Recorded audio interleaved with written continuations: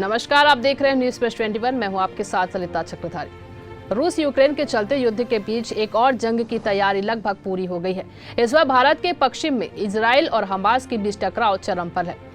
Israel अब Gaza पट्टी में जमीनी हमले की पूरी तैयारी कर चुका है। वो अक्टूबर 7 को हुए हमास के आतंकी हमले से सख्ते में है और इस बार भी पहले की तरह अपने दुश्मनों को माफ करने या उनसे कोई समझौता करने के मूड में नहीं है। इजराइल के प्रधानमंत्री ने फौरन ही भारत के प्रधानमंत्री मोदी को फोन मिलाकर अपनी बात रखी और भारत से विश्व पटल पर साथ भी चाहा। मोदी ने अपने दोस्त नेतन्याहू को निराश भी नहीं किया है। उन्होंने फौरन ही सोशल मीडिया पर आतंक के खिलाफ लड़ाई में इजराइल के साथ खड़े होने की बात कही है।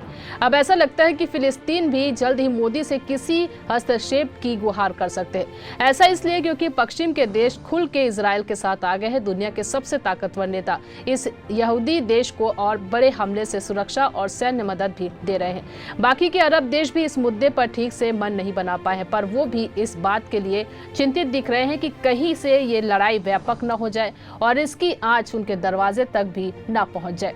इसलिए अब कई दिन की बमबारी झेलने के बाद फिलिस्तीन के नेता भी मोदी से बात करने की तैयारी में है।